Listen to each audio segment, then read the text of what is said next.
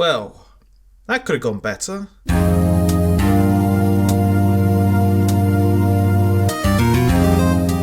I'm at a bit of a loss as to how much energy feels appropriate for this video. On the one hand, the world just refused to give us a moment to catch our breath, leaving us just emotionally crushed as someone forced to watch a movie marathon that's famous films that have the dog die by the end. On the other hand though, I try my best not to focus solely on life's negatives, and this channel is about video games that at the very least have done a okay job at avoiding complications this year, at least when compared to the rest of the entertainment catalogue. I mean, sure, the console wars just got doused with another tanker of gasoline to last the next 5 to 7 years, and due to every gaming convention, event and trading show getting cancelled, people got a little overly impatient for news. And of course, topping off, we got confirmation that Riot Games sadly weren't the last gaming company to mistreat their female employees. So to wrap up this aborted turn of a year, I figured rather than doing a simple best games list, I'd instead give you all a video of my review / summary of all the games this year that I got a chance to play, with some very likely unpopular opinions sprinkled in here and there. And because this is me you're dealing with, of course it's going to be one of those overly long ones that probably should have been cut up into separate videos. Don't worry though guys, as we all know, YouTube loves nothing more than to spotlight content creators who make long ass videos that take months to come out between one another. But you know, there are other ways to help with that, or so I've heard. I mean, I don't even care if you do or not, you know. Now naturally I am but one man who is thin on time and money, so I couldn't get to every noteworthy game this year. In fact, quite a few of the ones that did manage to make the cut still kinda remain unfinished at this time. But anyway, here's a quick list of the games that I would have liked to have gotten some hands-on experience with before the year's end.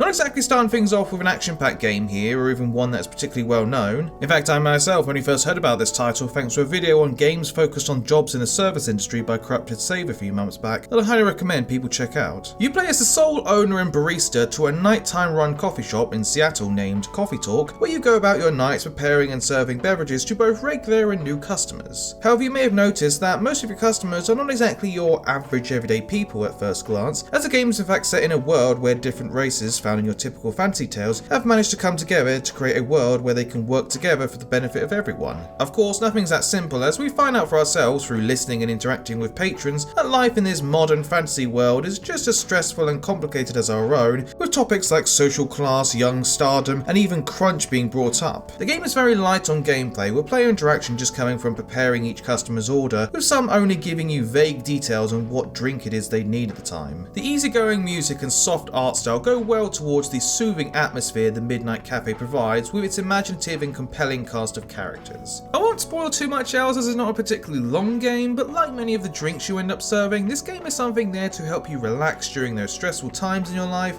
and considering how this year has played out, it couldn't have come in a more perfect time. 1, 2, 3.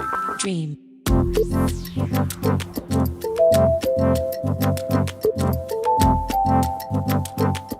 I've talked before about Dreams, or at the very least when it was first released in early access form, and while some of my pros are still prevalent, like its flexibility to allow just about anyone's vision to come to life, along with the sizable amount of content produced by the community already, the creating part still remains a behemoth of a learning curve for even the most professional gamers to overcome. That being said, Media Molecule has done some work polishing things up, along with including in a story mode that, while getting to demonstrate its many gameplay possibilities, managed to impress me the most with its cinematic qualities. I mean, can we at least give this conductor a nomination for Best Video Game Villain of 2020 just from how disturbingly animated they managed to make this guy? Just like before in early access, Media Molecule understands that in order to retain a convivial, sociable, and long-lasting community, you have to create an environment that encourages these qualities. Community events are always on the go to help motivate players into coming up with inventive levels, models, and films to show off to the world. Other creations can be suggested based on your preferences, and the ability to leave positive and encouraging feedback is also readily available. Over the last year and a half or so, we've gone to see a wide range of impressive creations that certainly at the very least leave you curious as to what could happen if these creators were given a bigger budget. There were more than a few that I came across that really brought a lot of hope to me as I saw ideas come to life that reinforced my belief that the spirit of game design is alive even when you're not lucky enough to be a part of a studio at a time. And the fact that you can do all this in one game that won't cost you an arm and a leg makes this all the more sweeter. Sadly, because of our distractions this year, I haven't spent a lot of time with Dreams, though I can see myself checking in a lot more now and then when I have some free time on my hands, plus swapping over from a PS4 to a PS5 so as to avoid having the fan go crazy would also help with that. Speaking of which, considering where things are at the moment with PlayStation, I think having the game be free to play for players would be a smart investment, even if it's just on PS Plus for a month or so. I don't know if the community is actually larger than it appears to be at the moment, but it certainly hasn't exploded onto the scene like other much more trendier games this year. So allowing everyone to try their hand at Dreams would be a step in the right direction. But with that said, the game prides itself on making it almost impossible to have microtransactions, so how they make a profit is where my advice comes to an abrupt halt. Whatever my opinion of the game, its creation tool, its community, and their works of art, I do not want Dreams to seep into the same void of failed user-generated games as Project Spark.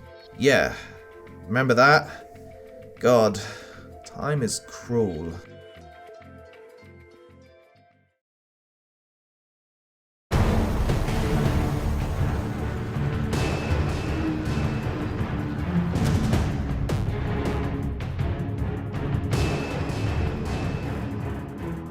I always assumed when I was a lot younger that me and horror games were just incompatible. Sure, there were exceptions, but they hardly made me feel at risk most of the time, and thankfully avoided relying on jump scares. Despite my early preconceptions, however, I've managed to ease myself into playing some of the more well-regarded horror titles, and the Resident Evil franchise has steadily become my go-to series for the genre, when it's not in first person. Still not ballsy enough for that just yet. The remake to the first game had such a memorable and classic horror atmosphere that was ever-changing, and despite fears over what new terrors were waiting, I still pressed on to see what was behind the next door. The more recent remake to the second game ended up changing a lot more from its original, mostly from it switching to a behind-the-shoulder camera position to emulate more from the later action-focused games, while still keeping the claustrophobic and mysterious nature that the series began with. 2009 was a hard year to judge, but RE2 ended up becoming my game of the year, I'd say, though I still have plenty of notable titles from last year that I've even yet to have tried out. One of these days, Disco Elysium, I promise. Less than 15 months after RE2, we got a follow-up with another remake to the almost equally well-regarded Resident Evil 3 Nemesis, along with the inclusion of a survival multiplayer game titled Resident Evil Resistance, which I'm sure was in no way bundled together to make that full price tag seem a little more justified given Resident Evil 3's limited second playthrough options. Though at first glance this game may look like RE2 but with a few changes to it to help in providing a different perspective to the outbreak in Raccoon City, it's unfortunate that many of the aspects I had come to appreciate from the series were forced to be sacrificed in the process. That's not to say there weren't a few tense or shocking moments worked in now and then, but I can't say my heart rate ramped up all that much compared to previous experiences. The characters and monsters look great, and while the story isn't anything special, I can't exactly come up with any examples of whenever that really mattered for a series known for having B-movie level dialogue. Raccoon City is still really detailed, and with the game's story running parallel with that of 2's, it's neat to see things fall into place. Unfortunately, the weakest component to Resident Evil 3 in my opinion is with the big guy himself. One of my favourite parts with the previous remake was just having to accomplish tasks while also having to stay on the lookout for Mr. X. Hearing his heavy footsteps follow you around becomes such a terrifying indicator of his presence. I remember feeling the need to almost hold my breath when I heard him moving around above me for the first time. Nemesis unfortunately feels so lesser. There's only one time you need to accomplish a goal when he's on your arse, and while he proves to be a lot more agile and aggressive compared to his predecessor, just about every one of his appearances were as telegraphed as he could get. The boss fights, while entertaining and flashy, feel way too spacious and provides little challenge so long as you're well stocked up, which I will be very surprised if you were ever not. I did play the multiplayer for a good while when it was in beta, though it quickly ran thin due to the repetition of the objectives and the game's use of loot boxes. I guess you just couldn't resist. Could you, Capcom?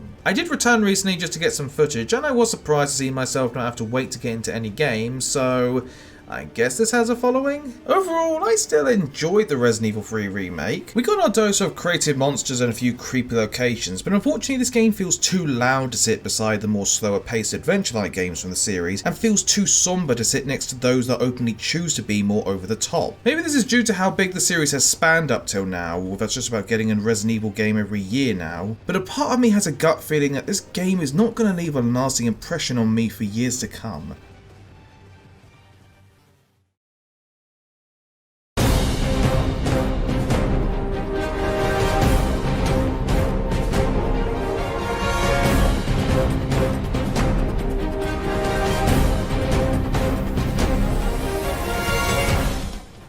Many opportunities to talk about this, but here it is. I am a big Final Fantasy fan. Despite there still being a good number of titles on the franchise that I've either not come across or left unfinished, when I went to see Distant Worlds last year and heard them open with that prelude, my eyes just began to well up all of a sudden, and I knew what I knew to be true. This is my favourite franchise, warts and all.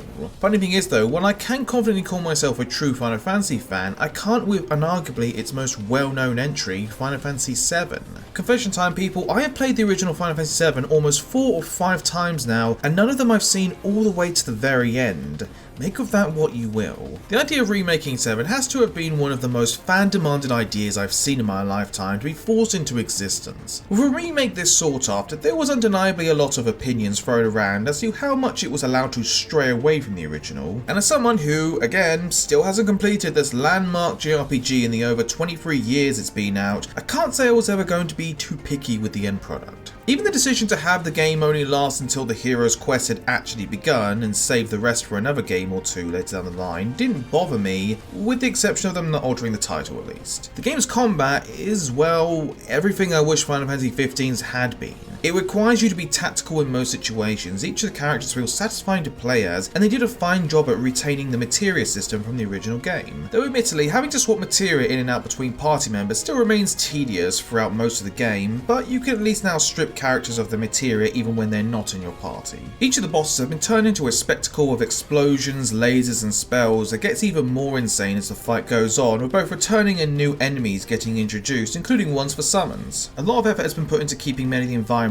as detailed as their PS1 pre-rendered background ones, whether they be the barrels of the Mako reactors, the lit up streets resting above the plate, or the scrap-filled slums beneath them. I especially admire the work put into the skybox. This right here is not an easy thing to make three-dimensional. The music is pure epicness, but that's something I'm sure a lot of you already knew from just hearing it for the last 2 decades. The updated story is a bit of a mixed bag. We get a few new inclusions so as to add a bit more meat for us to chew on, such as spending more time focusing on side characters, giving us a bit more detail on how difficult life is beneath the plate, and how the Shinra Corporation manages to manipulate the public so as to always be seen as a necessity to their everyday lives. Some of this extended lore comes from side quests we get sandwiched between events that are okay. I just wish the quest design had a bit more thought put into them, but that's a complaint I feel like I've been using a lot lately in the last few years. Some story moments have, for better or worse, mostly worse, been stretched out, taking something that took but a few minutes in the original game to roughly hours worth now.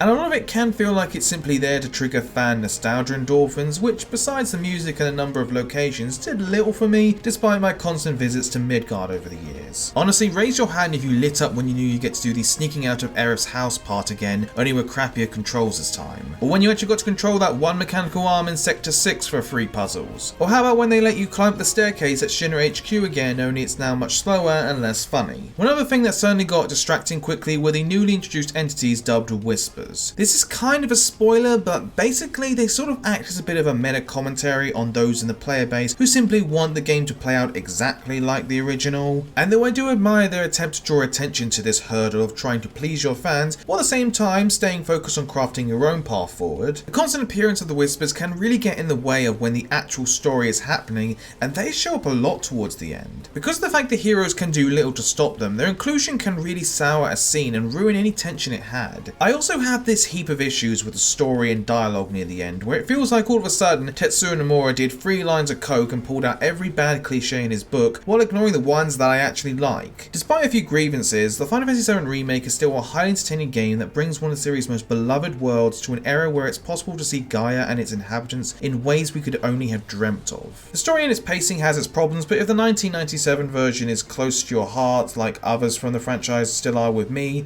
I can say with the utmost certainty that you will feel right at home once again.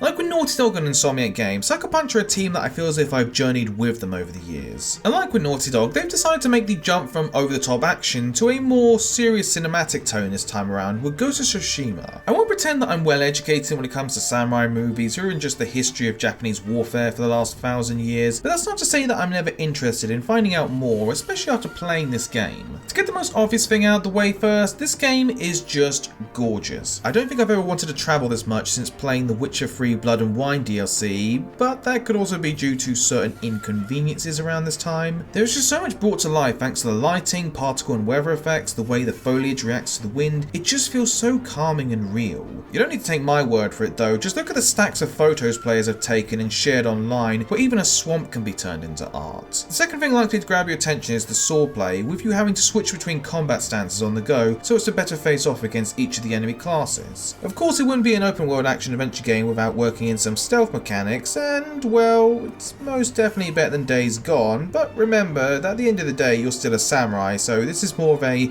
breaking case of wanting to switch things up kind of gameplay branch. The story is one of honour versus survivability and coming together to face impossible odds, with you taking on the role of Jin, a noble samurai who will do anything to save his people and his homeland from the Mongol armies. While you have story-related missions to free Tsushima, side quests are aplenty, with them ranging from minor ones that can be completed in about 10 to 15 minutes to multi-parter ones that will have you aiding allies in their quests, whether they be seeking revenge, or revenge. You can also find and unlock special armor, weapons and abilities by completing mythic tales that will certainly come in hand when you're approaching the latter half of the game. Unfortunately, the game does, in my opinion, suffer from what I like to call Assassin's Creed syndrome, in which the core gameplay mechanic starts off highly entertaining, but ever so gradually starts to dip little by little over time, despite occasionally getting some new add-ons to the core gameplay, till eventually you're just openly trying to avoid conflict just to end things quicker. That's another thing, this game is just too long for me. Now this could just be due to how much I've been burdening myself with recently, but to me guys, a story-based video game being over 40 hours long is just something I'm not really looking for with many games of today. Even in RPGs, I'm starting to hate this idea that there is a minimum to how long things have to be dragged out to.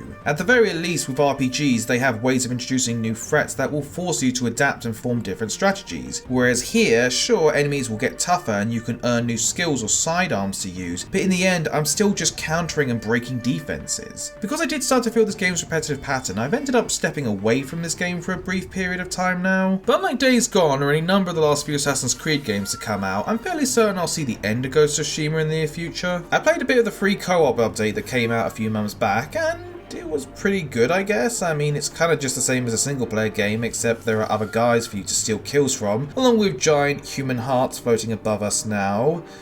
Okay, props to whoever thought up that twisted imagery. Can't say I have much desire to go back, especially when other more dedicated players can apparently just take out whole armies within seconds. I'm glad this game has elevated Sucker Punch's name to mainstream, the same that Uncharted 2 and Spider-Man did for their respective studios. I just wish this game had managed to overcome the many demands that are now apparently a requirement for most AAA games of today. Its attention to detail from its cultural and cinematic influences are truly deserving of its praise, or at least that's what I've heard, and of course, it just looks bloody amazing.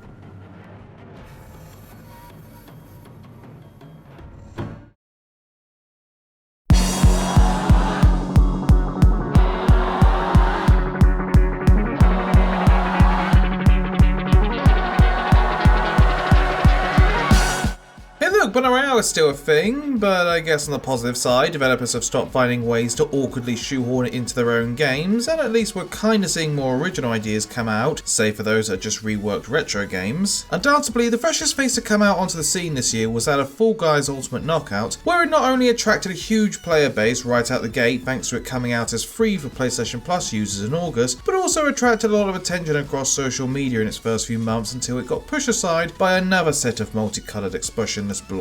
When it comes to Fall Guys' clear influences, those being over-the-top competitive TV shows like Takeshi's Castle, I can't say I watched a lot of them growing up, but whenever I was channel surfing and I did come across them, I can certainly say I got more than a few chuckles out of watching people fail spectacularly. In Fall Guys, you'll compete against 59 other players getting axed off each time until reaching the final round, where the remaining 10 players duke it out to claim the crown. Events can be split into 3 categories, with your standard obstacle course, survival rounds and team-based competitions, many of which have their standard standouts, but also their more infuriating picks, especially in regard to the team-based rounds that can easily become one-sided very early on into them, causing your teammates to abandon you and solidify your defeat. While it can be humorous when playing with friends, I cannot understate how annoying the game's physics can be most of the time. Jumping while bumping into players only to have your blob's body go limp can really drive you insane, and it's not made any better when required to use objects like boxes and balls in events. I won't lie, this game will start out fine, but once you start to care, it will get to you. Whether it be seeing yourself get defeated after ending up with a bad team or just continuously getting knocked down, eventually you'll find ways to start swearing in different tongues over how mad this game can drive you. When I came back to the game briefly for its second season of content, I was curious to see how much had been improved upon, and other than the new themed events and a few extra obstacles and tweaks added to the original ones, it still felt like mostly the same game that still managed to keep infuriating me. However, if you are someone who doesn't mind the game's physics and just knows how to master each round, then more power to you. I can't say I'm going to be revisiting Fall Guys after every season starts up, but maybe I'll come back in a year or two and by then I'll be more sound of mind. But I sincerely doubt it.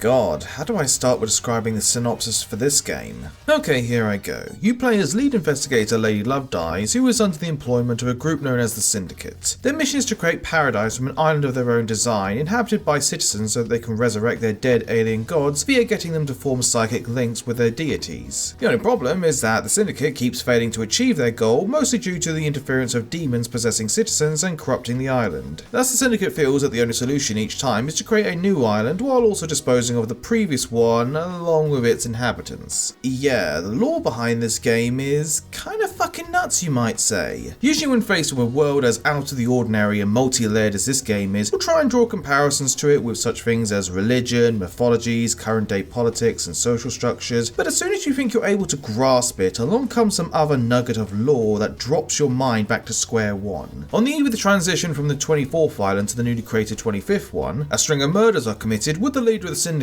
ending up as one of the victims. As such, Lady Lovedyes, who has been exiled for over 3 million days, has been granted exoneration so as to uncover who among them is guilty and that they may continue on with the dawn of yet another new age. Throughout the investigation, you'll interview the remaining members of the Syndicate across the island, take testimonies and use the information you've gathered to see who knows more than they're letting on. While exploring the island, you're able to find evidence hidden away to help build a case against any who you may deem a suspect, as well as find ways to upgrade your laptop Starlight to access more areas to the island and...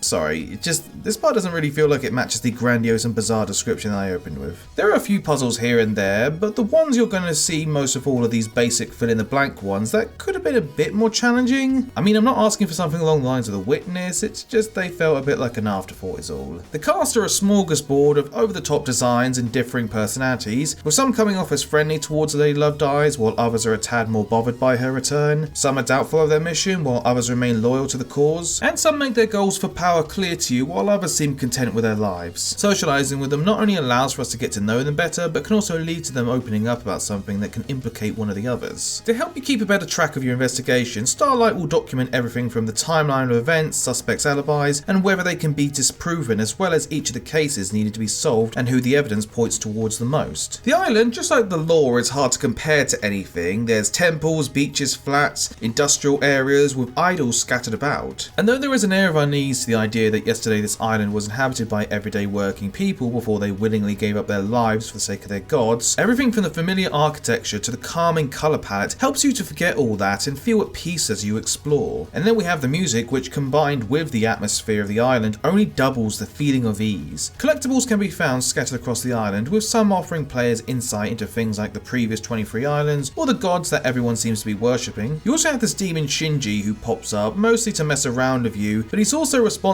for scattering these blood crystals everywhere that are apparently the island's currency, and yes, they are made from one guy's own blood, where else would they come from? It's with these that you'll need in order to unlock things like save and fast travel points, as well as just fast travelling in general. There are a lot of them, and I guess they needed something to distract you while you're moving from point A to B. I just felt like bringing it up for those who are not a fan of games that litter their worlds with collectibles. While I slowly started to pick up the idea that I might be a fan of detective-based games during my time with the Danganronpa series, Paradise Killer felt like the confirmation I needed to affirm my appreciation for the genre within games. Finding clues and drawing conclusions between suspects and events, all while attempting to least understand a new and original world, with easily one of the best soundtracks this year, made this a very enjoyable experience at a very reasonable price. Personally, I'd maybe skip the Cyberpunk and go with the Paradise Killer, folks.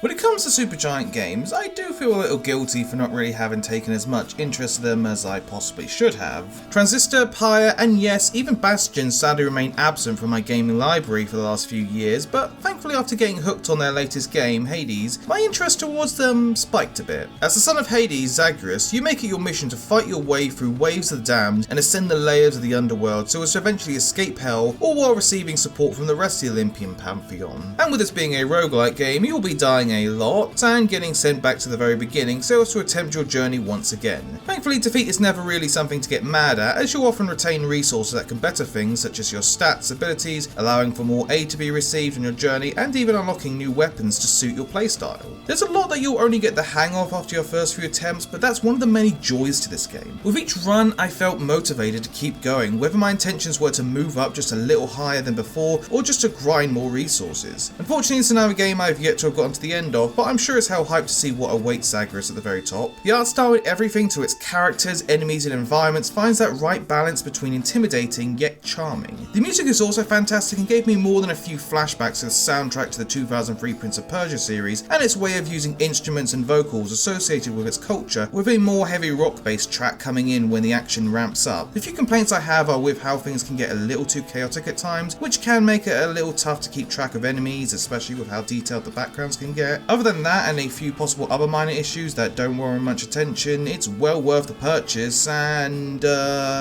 yeah, why not? Game of the Year goes to you.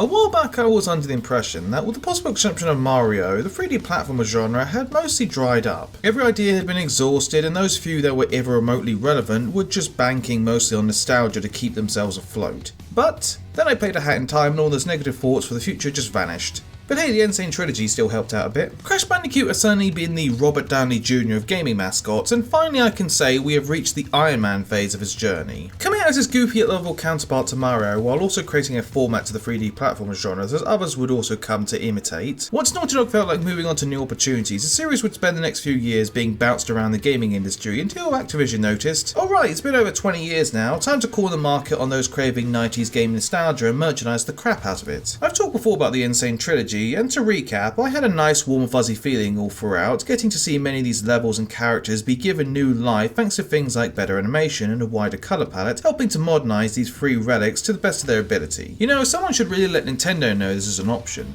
And that it doesn't need to be full price. As mentioned before in my video on the game, remaking a game can sometimes highlight its shortcomings, and there were definitely a few to be found in this revitalization. Thankfully, Toys for Bob, and not Vicarious Visions because they were repackaging a completely different set of titles, looked over the advantages Crash had over his competitors and saw fit to push things like his huge cast of colourful characters, imaginative settings, and its way of going a tad above the difficulty peak that one would expect from this type of game. Thankfully though, new mechanics were added in to help in mostly directing player blame on themselves and less on the game and its level design. Additions like a drop circle to help with those precise jumps, Wumpa Fruit getting sucked up right after breaking crates, and even the option to remove lives so as to no longer worry about starting a level all over again were included in. Not that a lack of lives was much of an issue for me, but to each their own. Double jump has now been turned into a core mechanic and not just as an unlockable halfway through the game, and of course the introduction of the new quantum masks do a lot to shift the gameplay in ways we've never seen before, allowing for many segments that will have you attempting to concentrate on multitasking both platforming and shifting in and out of the powers that the masks allow for. We also get to play as a few other characters from time to time, and They're alright. Tana can be some fun with her grappling hook, though her wall jumping can feel pretty off at times. Dingodale's just okay, nothing that bad, but hardly does anything outside of firing barrels. And then there's Cortex, who sadly got pretty old fast. Maybe it's the lack of a double jump or the fact that his gun just refuses to lock onto anything unless you're a few feet from them, but I really could have used a bit more added to him. The levels are gorgeous and feel so animated, with many managing to feel distinct from one another. There are a good few levels here that are not just great compared to the standards of the Crash series, but from the platformer genre in its entirety.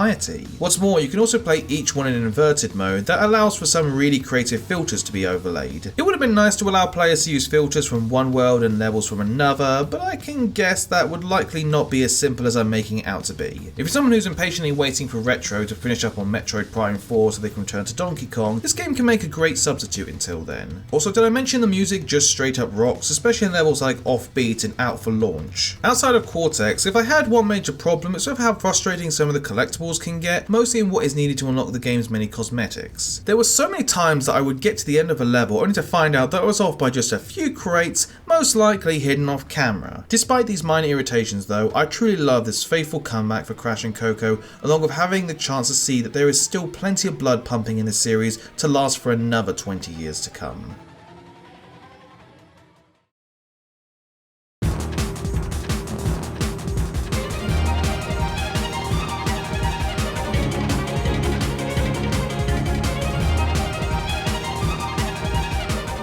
I told myself in the middle of November that I should only get myself one more game for the year, and I was this close to getting Ori and the Will of the Wisps, but like the simp that I am, I crawl back to it yet again. As I've stated in the past, Kingdom Hearts is a clumsily written, brand promoting, overly complicated mess, but it's my clumsily written, brand promoting, overly complicated mess. It will forever be entwined with my memories for those simpler times before the unpleasantness of adulthood popped up in my life. You want me to say it? Fine. The series has gotten a little out of hand with too many side games expanding the KH universe to an unnecessary proportion, and the introduction of things like replicas, dream and data worlds, and let's me not forget time travel, have made newcomers and even casual fans a little off-put from the series. That said, if there's one thing that's always managed to stay afloat, it's undoubtedly the iconic score for the series helmed by composer Yoko Shimomura, along with Soyoshi Sakito and Takaharu Aishimoto, who both helped contribute to the later games. Like its characters and its formula, it's easy to recognise the series' music almost instantly, whether they be those tracks intended for its many emotional swelling scenes, or those used to really elevate the conflict our heroes are put up against to its most epicness. And like with Final Fantasy and Dragon Age with the Theatritum games, Square has gone ahead and created a game that celebrates the many memories we owe most in part to its amazing music. And while I'm glad that this game was made, there are a few areas that drag it down a tad. As with the Theatritum games, many of the memories tries to fuse rhythm and combat together in an attempt to keep the game away from just being the Atlantic mini music games, but unfortunately there's really not much to help bolster it when compared to some of the more original rhythm games to have come out in recent years, besides, as I've mentioned, a really great track list. While you mostly have these winding path runs, you also get these boss fight focused ones on occasion, as well as these flying ones in front of clips from the games that really suck for those who have shitty depth perception. Rather than just having the songs readily available from the start, you instead need to unlock them via World Tour mode that has you moving up from game to game by earning stars for completing tasks, most of which are just play the song well enough. You also get these recaps on the games from Kairi that will most likely still confuse those who have missed out on the most recent games and feel rather pointless for those like myself who do mostly know everything. Except for the Power of Awakening. Still no idea what the hell the deal was with that. And by the way, yes, this game does in fact have stuff at the end of it that is relevant to where this series is planned to go next. You know, I defended Chain of Memories, I defended Birth by Sleep, I kinda defended 358/2 Days and Dream Drop Distance, but I think this here, with this rhythm game, is where I am at last at my limit, people. One snag with the songs in this game that I have is how not every song translates well for a rhythm game, particularly those that have a lot of production behind them that makes it really hard to track what instruments we're supposed to be following with our button presses. The whole having to focus on the indicators and not the enemies or the backgrounds can be an annoying learning curve to get the hang of, and I'm pretty sure there were at least a handful of songs that I came across that were a little out of sync at some point in them. On an unrelated note, while I know why we can't have Deep Jungle, the Tarzan themed world, make a return due to copyright issues that I still don't fully understand, for whatever reason, we not only don't have either Pirates of the Caribbean worlds present, but even though we have worlds for Tron and The Nightmare Before Christmas represented, none of the characters from those most properties are to be found as guest characters or as collectibles. It's just weird is all I find. Anyway, if I haven't made it clear enough, this game, unlike other franchise celebrations like Hyrule Warriors or Sonic Generations, is very much particularly directed towards the fans who have stuck with it even at its worst. It's nowhere near the level of satisfaction of the likes of Beat Saber or Crypt of the Necrodancer, but if you want an easy to digest game that comes packed with some of the best tracks to have come out in the last 18 years, then I recommend maybe checking it out if this is still a series that, for whatever reason, you still hold, no pun intended, close to your heart.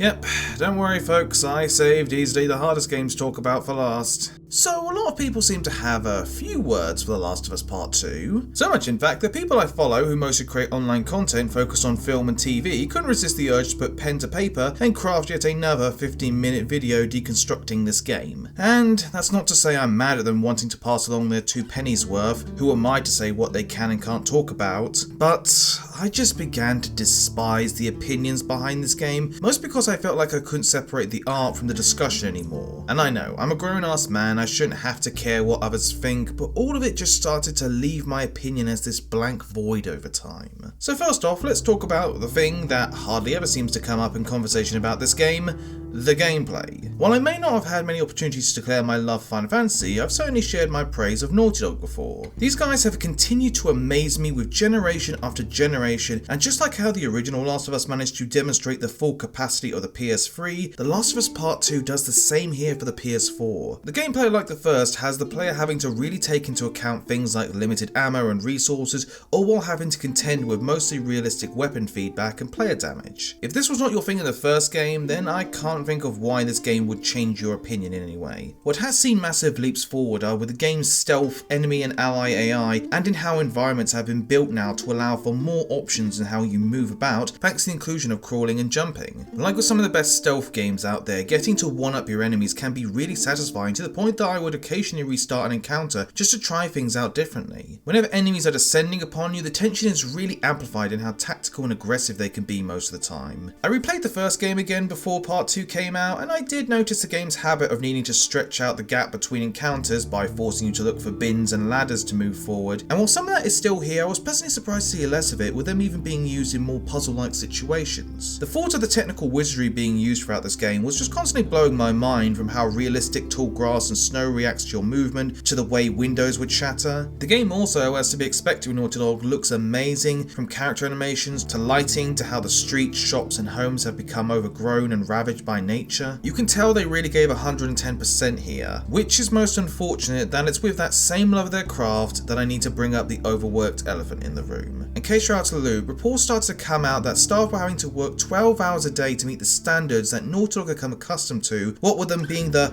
wow, it's like a movie, only not guys. Now many may claim that this is just the norm for the industry. I say not if we the players let them know that we care about the well-being of their devs and that we can perfectly distract ourselves until that day of launch eventually comes. Because we're all adults here. Right? Look, I don't expect this video to reach all the way up the chain of command, not just at Naughty Dog, but with others like Rockstar and CD Projekt Red who have also had similar accusations made against them. But in my humble opinion, your game can't be perfect when your team is half dead, and even if it's only for those last few weeks, making them feel like their job security is at risk because you're too stubborn to delay or take your time is just utter bullshit in my book. That's my take, but there are plenty of others who are better at explaining why crunch is such a big problem in the industry. I say all this because I care, not just in the games industry, but in all industries that force this kind of work ethics. So from one interminable conversation to another, let's talk about the story.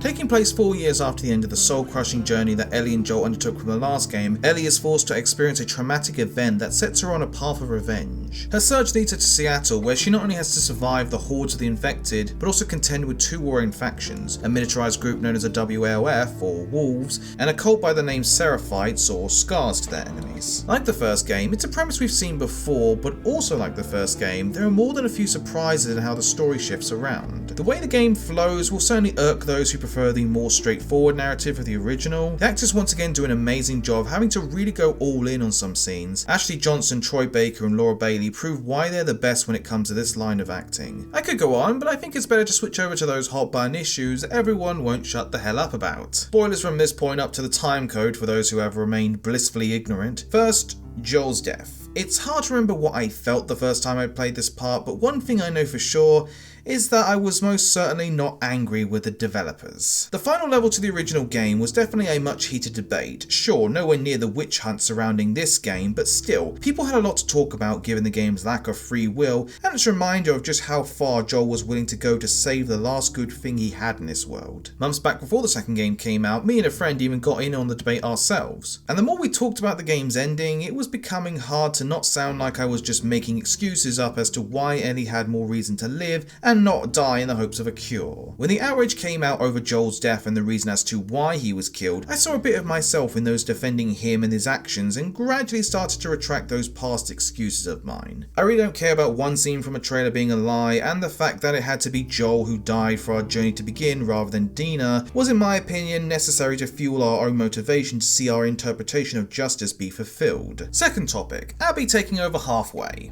I liked it.